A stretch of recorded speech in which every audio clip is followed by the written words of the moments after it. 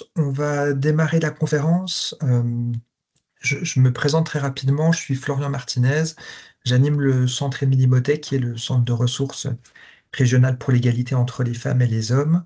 Et on développe un programme événementiel tout au long de l'année. Et aujourd'hui, on a le plaisir de recevoir Justine Césari, qui est psychologue clinicienne à l'Université de Bourgogne.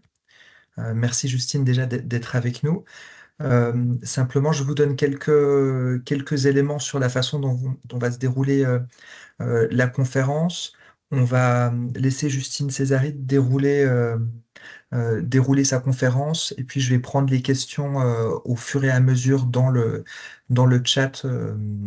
Vous pouvez accéder en haut ou sur votre droite si vous l'avez déjà ouvert. Je prends les questions tout au long de son intervention et puis je lui pose à la fin de son intervention et s'il nous reste du temps, je permettrai à celles et ceux qui le souhaitent d'ouvrir leur caméra et leur micro pour poser leurs questions en direct.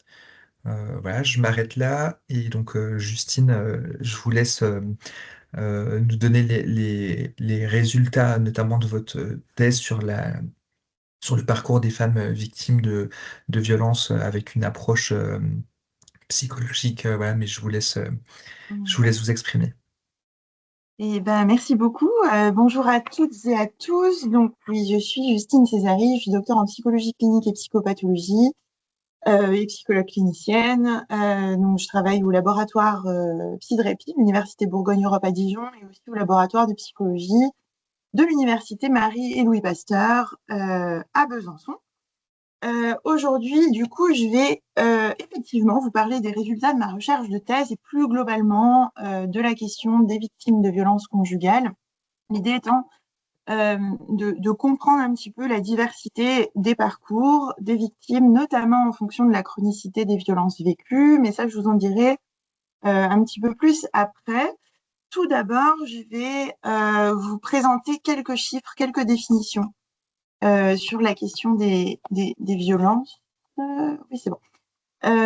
Parce que les violences envers les femmes sont multiformes et malgré les dispositifs et les avancées en la matière, finalement, leur ampleur, elle reste vraiment alarmante. Les violences envers les femmes, elles commencent d'abord par le sexisme. Donc, qu'est-ce que c'est? C'est tout simplement le fait de dénigrer quelqu'un en raison de son genre. Et donc, pour ce qui nous concerne aujourd'hui, c'est de dénigrer une femme parce qu'elle est une femme. Ça commence par le fait de la critiquer, par exemple, parce qu'elle n'est pas suffisamment féminine, et ça peut aller jusqu'à la discriminer en remettant en question ses compétences, comme on peut le voir notamment dans le monde du travail. Et donc, selon les chiffres du gouvernement, en France, le sexisme perdure dans tous les domaines, hein. Ça va être, comme je le Bonjour disais, au à toutes et à travail, tous. sur les réseaux sociaux, dans les transports, dans la rue, en politique, dans les médias, mais aussi dans la famille. Et donc, le Haut Conseil à l'égalité estime que 9 femmes sur 10 ont déjà modifié leurs attitudes pour ne pas être victimes de sexisme. Et alors, à ces violences, ces premières violences, s'ajoutent les violences sexuelles. Donc là, pour vous donner quelques chiffres, en 2024, sur 122 600 cas de violences sexuelles déclarés, 85% des victimes étaient des femmes. Ces violences, elles concernent le harcèlement, le viol, les agressions sexuelles autres que le viol, le cyberharcèlement également, l'exhibition sexuelle, le voyeurisme, l'administration de substances psychoactives en vue de commettre un viol ou une agression sexuelle. Et donc, ce qui est très important à noter et ce qui nous conduit au sujet d'aujourd'hui, finalement, c'est que près d'un tiers des violences sexuelles ont lieu dans la sphère familiale. Donc, elles vont relever soit de l'inceste, soit du viol conjugal, de la violence conjugale de type sexuel. Et donc, maintenant, je vais vous parler plus spécifiquement de la violence envers les femmes dans le cadre intime, du coup. Petit rappel. On appelle violence conjugale toute forme de maltraitance commise au sein du couple par un partenaire ou ex-partenaire. Et donc, ces violences, elles peuvent être physiques, psychologiques ou sexuelles.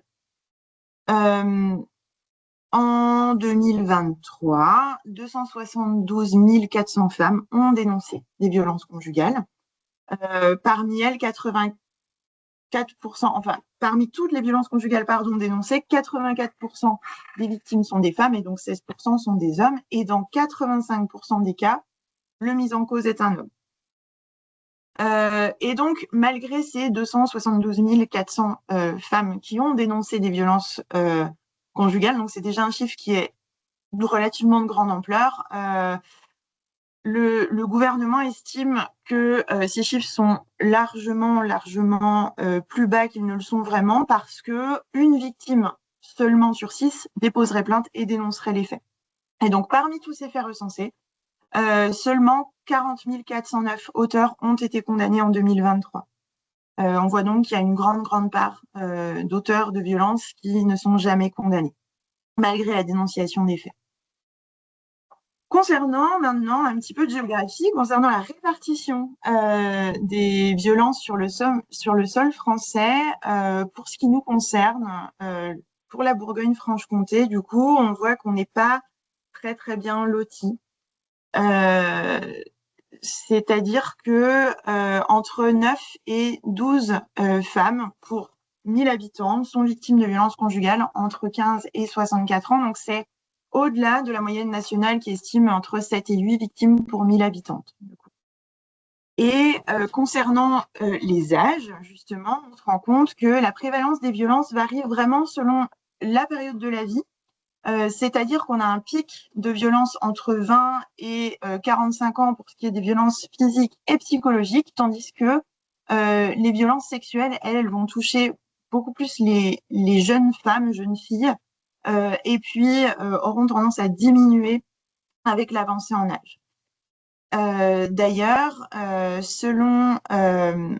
concernant la répartition, donc selon l'ONVF et le service statistique ministériel, en 2023, sur l'ensemble des déclarations de violence, 64% étaient des violences physiques, 31% étaient des violences psychologiques et 5% étaient des violences sexuelles. Mais alors ça, il faut faire attention à ces chiffres parce que très clairement, même si aujourd'hui on condamne les violences sexuelles au sein du couple, on sait que le viol conjugal existe. C'est encore des faits qui sont trop peu dénoncés. Moi, je vois bien les victimes de violences conjugales que je rencontre bien souvent déposent plainte pour des violences physiques et non pas pour des violences sexuelles, mais quand on leur parle un peu, quand on leur demande de nous exposer leur parcours, on se rend compte qu'il y a eu des violences sexuelles conjugales. Et donc, pour finir, un dernier chiffre, non des moindres d'ailleurs. Au total, en 2023, 1185 femmes ont été victimes de féminicide ou de tentative de féminicide, donc par un conjoint ou par un ex-conjoint. Mais ce que tous ces chiffres, en fait, ce qui est très peu évoqué dans la littérature scientifique ou dans les études épidémiologiques, finalement, c'est qu'il y a une distinction entre ces victimes. Donc, il y a une distinction entre les victimes d'un épisode de violence conjugale unique, c'est-à-dire qui se sont séparées du conjoint après la première violence, le premier épisode de violence, et des femmes qui sont, elles, victimes de violences conjugales chroniques, c'est-à-dire qui ont vécu des violences continues et répétées sur de longues périodes, et bien souvent avec plusieurs conjoints successifs. Et en fait, pour le dire autrement, tandis que les victimes de violences conjugales chroniques sont vraiment soumises à une relation d'emprise mise en place par le conjoint, les victimes d'un épisode de violence conjugale unique, elles vont parvenir à beaucoup plus rapidement détecter les difficultés, les problématiques au sein du couple et s'éloigner, se protéger de la violence. Ce qu'il faut également noter, c'est que l'arrêt des violences ne signifie en rien, l'arrêt de la relation, signifie en rien l'arrêt des violences et l'arrêt de la souffrance pour ces femmes, puisque on considère que la séparation, c'est vraiment le post-séparation immédiat, c'est vraiment une période à très haut risque, puisqu'une femme séparée a 30 fois plus de risques d'être victime de violences conjugales, et ce, même si elle n'était pas victime de violences conjugales pendant qu'elle était en couple, et elle a 5 fois plus de risques d'être tuée par son conjoint. En plus de ça, il faut également noter que les femmes victimes de violences conjugales, pour vous montrer, pour définir un petit peu en quoi la souffrance ne s'arrête pas avec l'arrêt de la relation, c'est que bien souvent, dans la majorité des cas, elles présentent des syndromes de stress post-traumatique qui va affecter non seulement leur identité, mais aussi toutes leurs relations interpersonnelles et vraiment mettre en péril la possibilité pour elles d'envisager une nouvelle dynamique de vie personnelle après la violence. Notamment, donc, ces syndromes de stress post-traumatique, ils sont caractérisés par des conduites d'évitement pour réduire l'exposition à tout ce qui va rappeler la violence. Par exemple, c'est des femmes qui vont plus sortir seules, qui vont éviter certains lieux, certains objets, certaines odeurs, par exemple, qui vont aussi arrêter de répondre au téléphone ou ne plus ouvrir la porte, même si c'est à leurs proches, pour justement éviter d'être confrontées à de nouvelles situations de violence. Ces femmes vont aussi avoir des conduites hyper vigilantes pour anticiper en permanence le danger éventuel de la réactualisation de la violence. Elles vont souvent faire appel à des conduites dissociantes ou anesthésiantes. Donc là, on parle de prise de toxiques, de substances psychoactives, vraiment pour atténuer la détresse, pour vraiment ne plus se souvenir, ne plus ressentir tout ce qui est en lien avec le traumatisme. Et enfin, la violence conjugale et le stress post-traumatique engendrent souvent des syndromes anxio-dépressifs. Donc là, avec un épuisement psychique et émotionnel très important, caractérisé notamment par des crises d'angoisse, une perte de sommeil, une perte d'élan vital, des pleurs, des difficultés de concentration. Et donc ça, on voit que ça va vraiment impacter toute la sphère, comme je le disais tout à l'heure, privée, mais aussi professionnelle. Et donc, ce que je vais vous expliquer, moi, aujourd'hui, par rapport à tout ça, c'est vraiment ce qui se passe sur le plan intrapsychique pour ces femmes, et notamment les facteurs qui peuvent justement avoir un impact sur la possibilité pour une femme de se protéger de la mise en place d'un système d'emprise, de se protéger des violences conjugales chroniques, ou alors, lorsqu'elles sont dans des situations de violence conjugale chronique, pour pouvoir quitter le conjoint violent. Et donc, je vais vous expliquer ça à travers deux notions que moi j'ai étudiées dans ma thèse, qui sont donc l'attachement et la mentalisation. Donc tout d'abord, je vais définir ces deux notions et ensuite, je vous parlerai un petit peu de comment sont colorés finalement l'attachement et la mentalisation des femmes victimes de violences chroniques et victimes d'un épisode de violence conjugale unique. Tout d'abord, l'attachement. Donc l'attachement, c'est vraiment la manière dont une personne cherche la sécurité et le réconfort auprès de personnes qui sont importantes pour elle, et donc la manière dont une personne va organiser ses relations. L'attachement, il est caractérisé par deux modèles qui sont le modèle de soi et le modèle de l'autre. Pour ce qui est le modèle de soi, c'est vraiment l'idée qu'on se fait de sa propre valeur, à quel point j'ai l'impression d'être digne de l'amour de l'autre. Et le modèle de l'autre, c'est vraiment l'idée du coup qu'on se fait des autres, c'est l'inverse. Dans quelle mesure moi je vais voir l'autre comme étant digne de confiance, comme étant quelqu'un de fiable, ou au contraire quelqu'un de dangereux ou d'indifférent, et voilà, et dans quelle mesure je peux me fier à cette personne. Et ces représentations, si vous voulez, elles se construisent très tôt dans l'enfance, notamment à travers les interactions répétées entre l'enfant et ses parents ou les faisant fonction. Donc c'est ce qu'on appelle vraiment les figures d'attachement.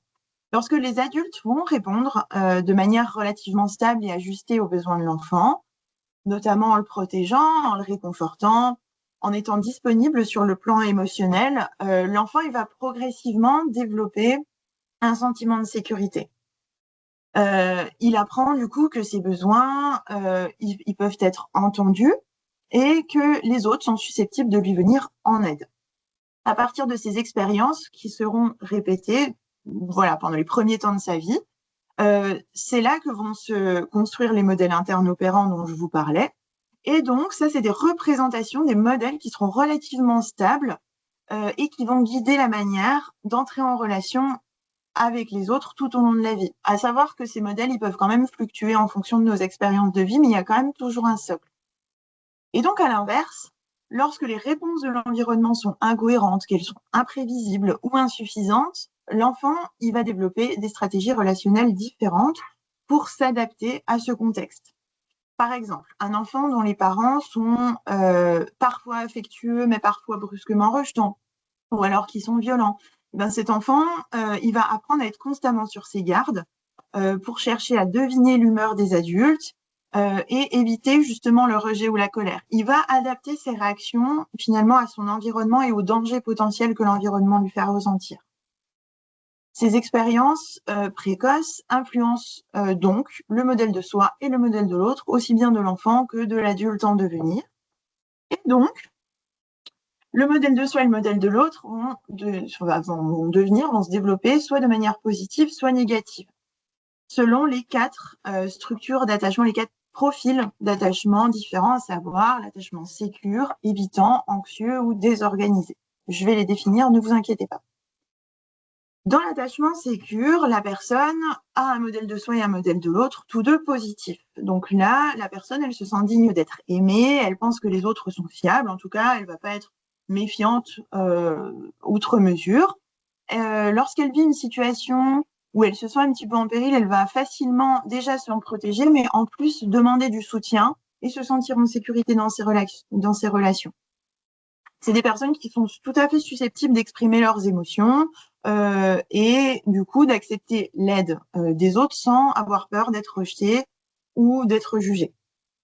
Ensuite, on a l'attachement évitant. Donc là, il se colore de manière un petit peu différente, puisque dans l'attachement évitant, on a un modèle de soi qui est positif, mais un modèle de l'autre qui est négatif. C'est-à-dire que les personnes qui ont un attachement évitant pensent qu'elles ne doivent compter finalement que sur elles-mêmes.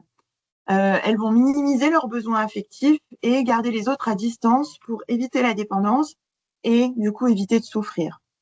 C'est une personne qui, lorsqu'elle va se sentir triste ou inquiète, elle va préférer gérer seule la situation, éviter d'en parler, et si quelqu'un tente de l'aider ou de trop se rapprocher émotionnellement, c'est des personnes qui vont plutôt être dans le rejet, plutôt être dans le retrait. Ensuite, l'attachement anxieux, donc là, c'est vraiment le switch inverse. C'est des personnes qui ont un modèle de soi négatif et un modèle de l'autre positif. C'est des personnes qui vont très souvent beaucoup douter de leurs valeurs, elles vont craindre d'être abandonnées, chercher beaucoup de réassurance et surveiller tous les signes de distance de l'autre. Pour dire ça plus simplement, si un proche va répondre de manière un peu rejetante ou va répondre plus tard que d'habitude à un message, par exemple, c'est des personnes qui vont être très inquiètes d'avoir fait quelque chose de mal, très inquiètes que leurs proches les rejettent. Et enfin, on a l'attachement désorganisé. Donc là, on a un modèle de soi et un modèle de l'autre qui sont tous les deux négatifs. C'est des personnes qui ont finalement très peu de stratégies stables pour faire face au stress relationnel et qui vont souvent alterner entre recherche de proximité et comportement de peur et de rejet. Dans une relation de proximité, justement, c'est des personnes qui vont chercher intensément un soutien de la part de l'autre lorsqu'elles se sentiront en difficulté, puis d'un seul coup montrer de la méfiance et du rejet. Donc on le voit, finalement, avec tous ces éléments, un attachement sécurisant favorise une perception plus stable, aussi bien de soi que d'autrui, et ça permet de comprendre plus justement les intentions et les émotions d'autrui. À l'inverse, un attachement qui est insécure, donc évitant, anxieux ou désorganisé, va créer des attentes relationnelles qui seront biaisées avec de la méfiance, de la peur de l'abandon, de la confusion ou du retrait, et donc ils vont perturber directement la capacité de compréhension de comment moi je me sens et quelles sont les intentions de l'autre à mon égard. Et donc ça, c'est la définition de la mentalisation. C'est la raison pour laquelle on considère que la mentalisation et l'attachement sont vraiment très, très étroitement liés. Donc, je vous redonne la définition. La mentalisation, c'est la capacité de compréhension de ce que l'on ressent soi-même et de ce que les autres ressentent, en reconnaissant que chacun a des pensées, des intentions et des émotions qui lui sont propres. Par exemple, moi, si je suis face à vous, j'ai l'impression que vous êtes de mauvaise humeur, mais en même temps, je sais très bien que je ne peux pas lire en vous. Donc, je sais que vous avez des émotions qui vous sont propres, qu'on ne peut pas lire en vous comme un livre ouvert, mais je sais détecter votre émotion par rapport à ce que je perçois, tout en respectant le fait que voilà, vous avez votre propre intimité. Et donc, lorsque la mentalisation elle est adéquate, elle permet vraiment d'identifier clairement tout ce qui est en lien avec les affects, avec ce qui nous traverse de manière continue. d'où viennent également nos émotions, de les interpréter avec précision et aussi les intentions et les affects d'autrui pour ajuster nos réactions. Typiquement, si je vous ai en face de moi et que je vois que vous êtes mal luné, que vous êtes en colère, je vais savoir qu'il faut que j'ajuste mon comportement, que le fait de vous parler de manière brusque ou agressive, ça ne fera pas vraiment avancer les choses. Si j'ai une demande à vous faire, je vais peut-être la différer et peut-être rester sur des choses un petit peu plus superficielles avec vous aujourd'hui parce que je sens très bien que ce n'est pas le moment. Voilà, donc la mentalisation soutient vraiment tout ce qui est de l'ordre de la régulation émotionnelle et de la régulation interpersonnelle. En revanche, lorsque des lacunes existent au niveau de la mentalisation, là, les personnes peuvent développer soit une propension à l'hypomentalisation, soit à l'hypermentalisation. Je m'explique. Pour l'hypomentalisation, ce sont des personnes qui ont des difficultés à comprendre leurs propres états mentaux et ceux des autres, c'est-à-dire qu'elles interprètent très peu. Elles se basent surtout sur ce qu'elles voient et elles ont du mal vraiment à saisir les intentions d'autrui ou les nuances dans les émotions. Et à l'inverse, pour ce qui est de l'hypermentalisation, donc là, c'est des personnes qui vont interpréter justement avec excès les états mentaux, donc de soi et d'autrui. C'est des personnes qui vont prêter une intention, qui vont prêter beaucoup d'intentions et d'émotions aux autres qui ne sont pas forcément présentes et qui peuvent s'éloigner ou en tout cas qui vont bien au-delà de la réalité observable. Et pourquoi je vous explique cela? Parce que au-delà du stress post-traumatique dont je vous parlais tout à l'heure, les victimes de violences conjugales, l'attachement et la mentalisation sont des variables qui sont hautement impactées dans les situations de violence conjugale. Et c'est aussi des variables qui déterminent beaucoup l'issue de la relation. Et donc, c'est pour ça que je vais vous présenter maintenant ce que mes recherches montrent sur ces deux notions d'attachement et de mentalisation auprès des victimes de violences conjugales. C'est des résultats que moi j'ai recueillis quelques semaines après la séparation du conjoint violent. Et ça, c'est un truc que je ne vous ai pas expliqué tout à l'heure. Mais pourquoi? Parce que moi, les victimes de violences conjugales que j'ai rencontrées, c'était en service de médecine légale et victimologie, donc à Besançon. Et dans ce cadre, on rencontre les victimes bien souvent après dépôt de plainte à l'encontre d'un conjoint violent, donc après séparation ou au moins tentative de séparation de celui-ci. Ce que je vais faire, c'est que je vais splitter en deux. Je vais commencer par vous parler des victimes de violences conjugales chroniques et ensuite je parlerai des victimes d'un épisode de violence conjugale unique. Donc pour commencer avec les victimes de violences conjugales chroniques. Comme je l'ai dit tout à l'heure, tout commence, enfin tout ou partie, commence dans les relations précoces. Donc, c'était pas une très très grande surprise malheureusement de constater que la grande majorité des victimes de violences conjugales chroniques que moi j'ai rencontrées avaient des relations précoces marquées par la maltraitance durant l'enfance. Donc 92% de maltraitance de la part de la figure maternelle et 84% de maltraitance de la part du père. Ces données suggèrent donc que dans cette population de femmes, les trajectoires développementales, elles sont fréquemment marquées par des expériences relationnelles précoces caractérisées par l'adversité. Et donc, l'exposition à des environnements familiaux maltraitants durant l'enfance pourrait ainsi constituer vraiment un facteur de vulnérabilité important dans le vécu de violences chroniques à l'âge adulte et dans la construction de modèles relationnels perturbés avec le conjoint. Pardon. Et en fait, ces patientes racontent vraiment des maltraitances diverses et sur différents plans. Certaines femmes vont décrire des violences physiques directes avec des coups, des gifles, des punitions corporelles sévères ou alors des épisodes vraiment de brutalité qui peuvent survenir soit dans des contextes de colère parentale, soit de discipline. Mais elles évoquent aussi des violences psychologiques, par exemple des humiliations répétées, des insultes, des dévalorisations constantes, des menaces, qui contribuent progressivement à fragiliser l'estime de soi et le sentiment de sécurité interne. Et les témoignages font également état de situations de négligence affective ou éducative. Donc là, plusieurs participantes à ma recherche de thèse rapportent avoir grandi dans des environnements où les besoins émotionnels n'étaient vraiment pas reconnus, avec peu de soutien, peu d'attention, peu de protection de la part des parents. Cette absence de disponibilité parentale peut également s'accompagner d'un climat familial instable, marqué notamment par des conflits, par des séparations difficiles ou des problématiques parentales, donc violence conjugale entre les parents, addiction, troubles psychiatriques. Et du coup, dans certains cas, les femmes décrivent vraiment décrivent également une exposition à la violence au sein du couple parental.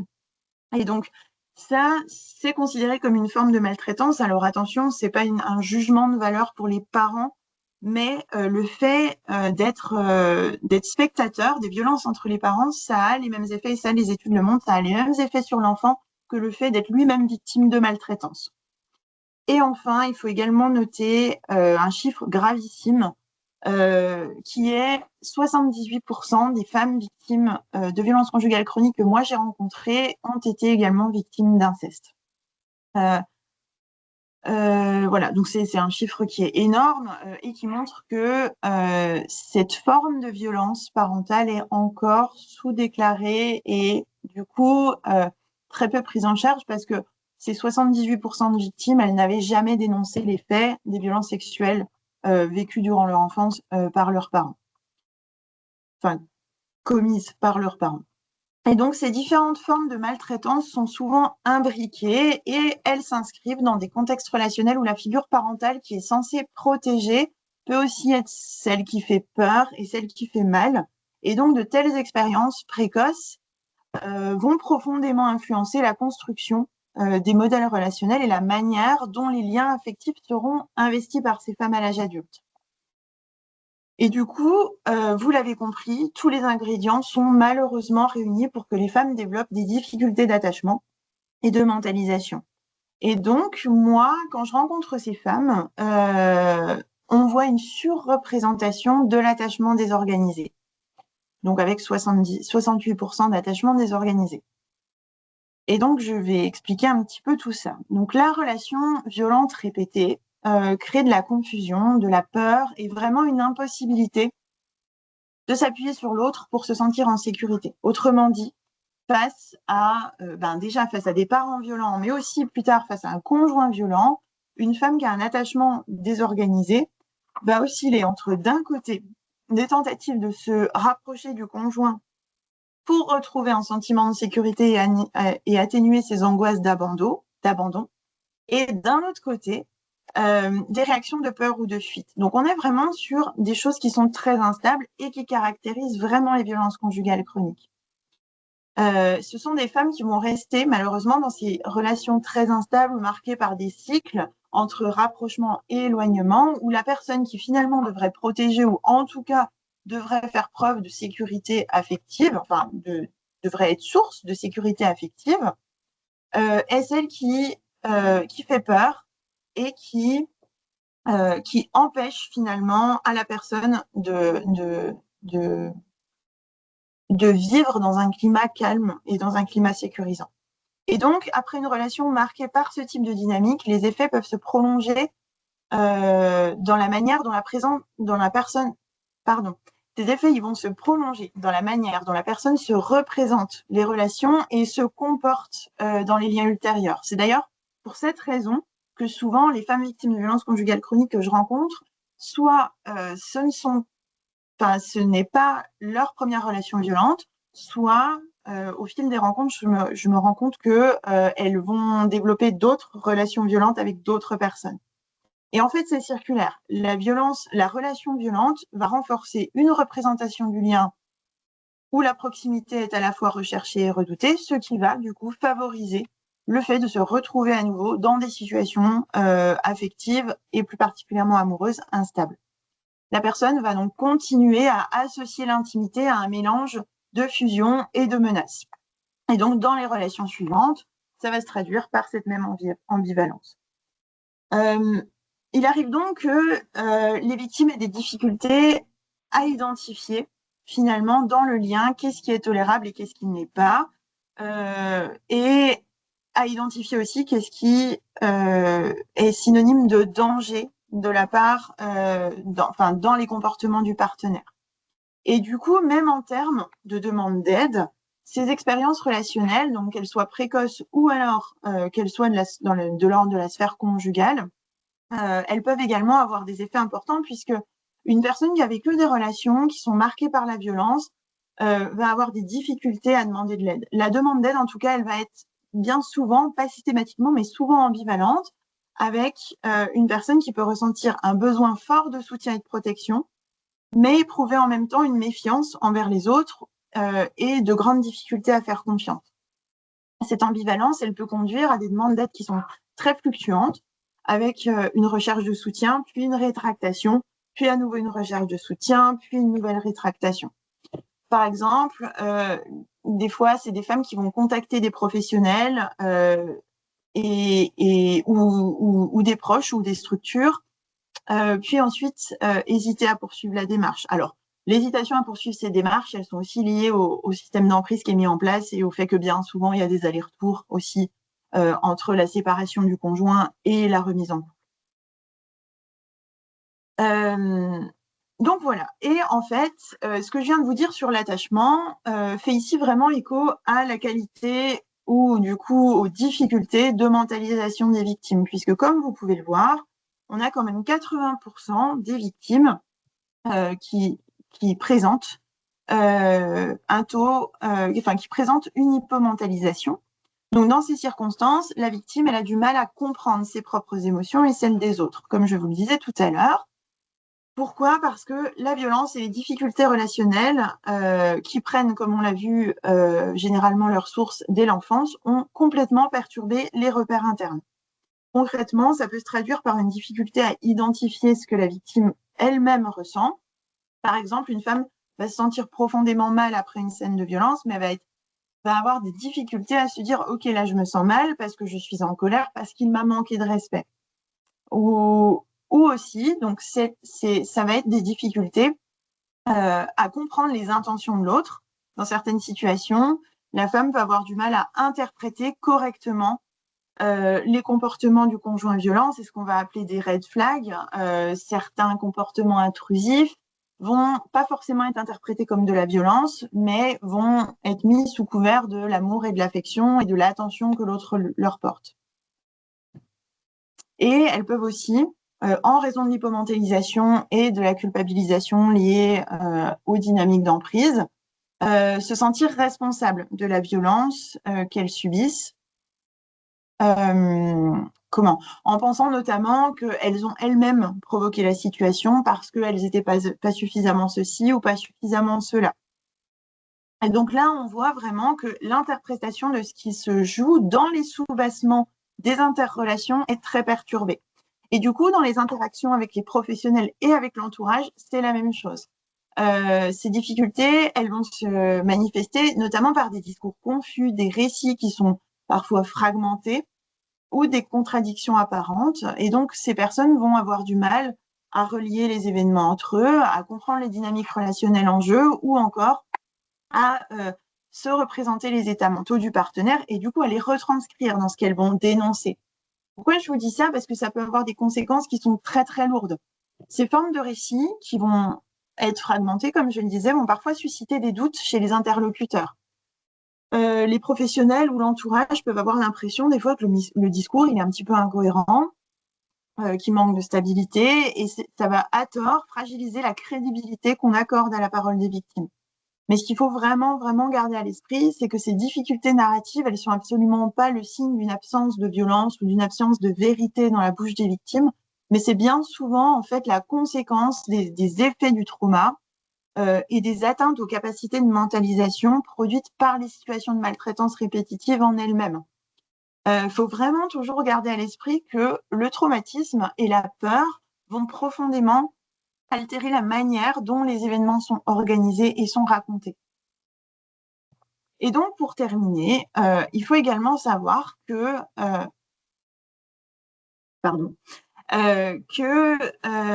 les dynamiques d'emprise sont telles qu'au bout d'un an, moi, quand je revois, les victimes, je les ai vues sur une période d'1 an et demi, à peu près 10 fois chacune.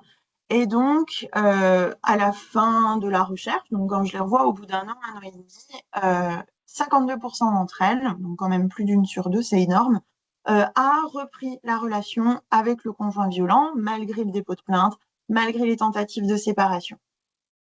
Et donc ça, plusieurs raisons l'expliquent, que ce soit dans leur discours ou aussi dans les recherches. C'est que d'une part, le mécanisme d'emprise installe progressivement une relation de dépendance affective, c'est-à-dire que l'alternance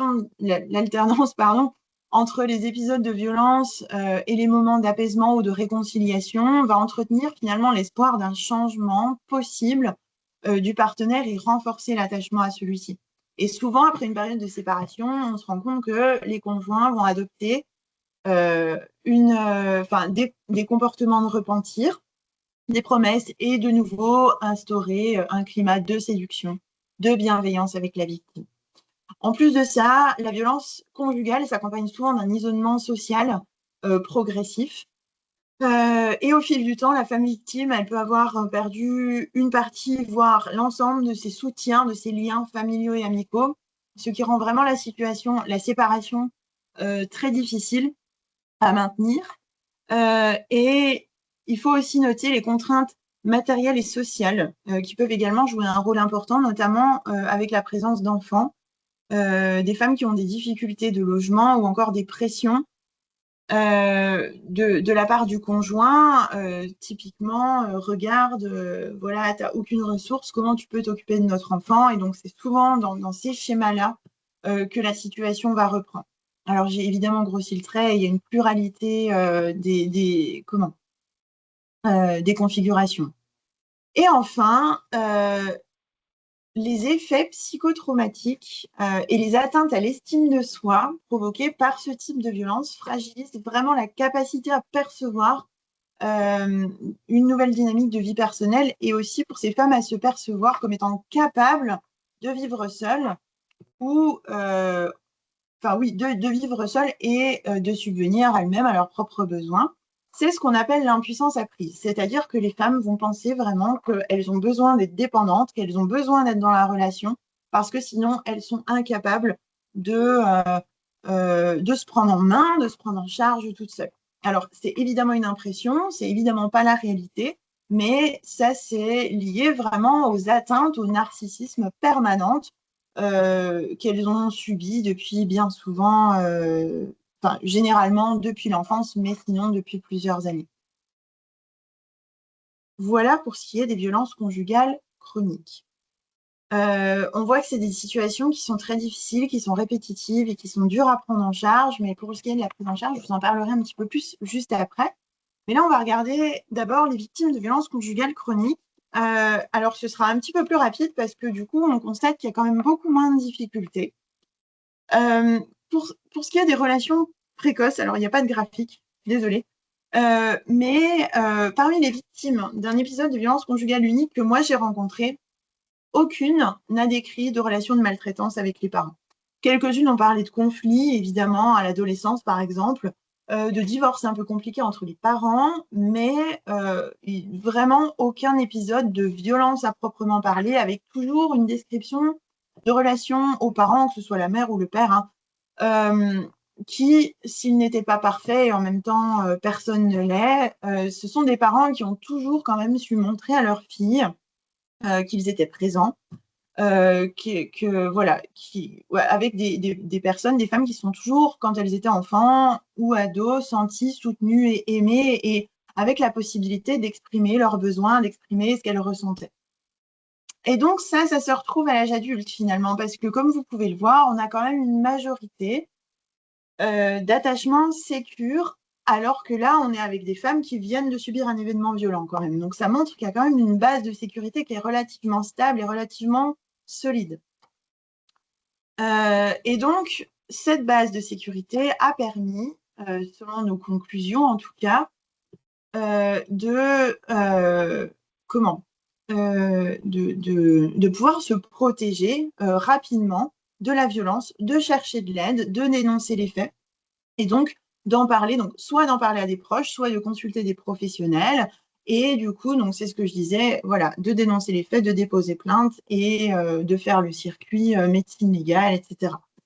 Ça permet, enfin, on constate du coup que l'attachement sécure permet vraiment de mettre des limites claires et d'envisager plus rapidement de quitter la relation, car ce sont des femmes qui considèrent que la violence n'est vraiment pas compatible avec une relation amoureuse.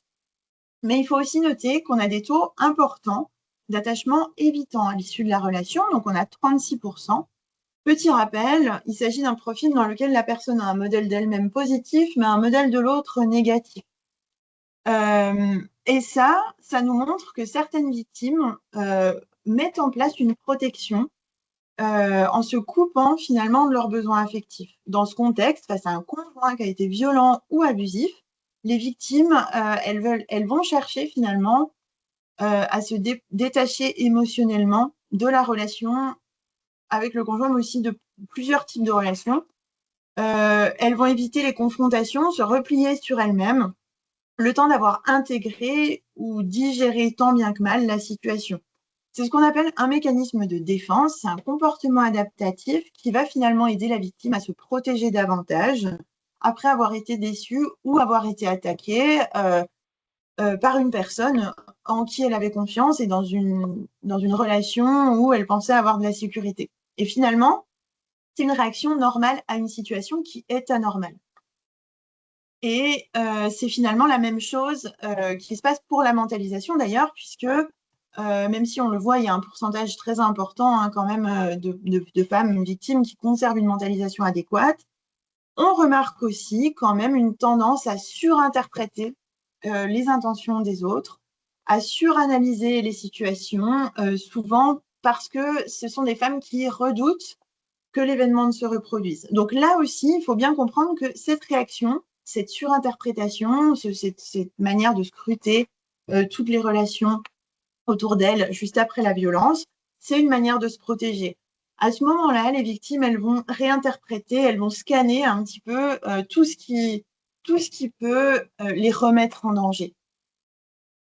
Et puis finalement, ça leur permettra de mieux se défendre et de tenter de garder la main sur ce qui leur est arrivé et sur ce qui pourrait leur arriver.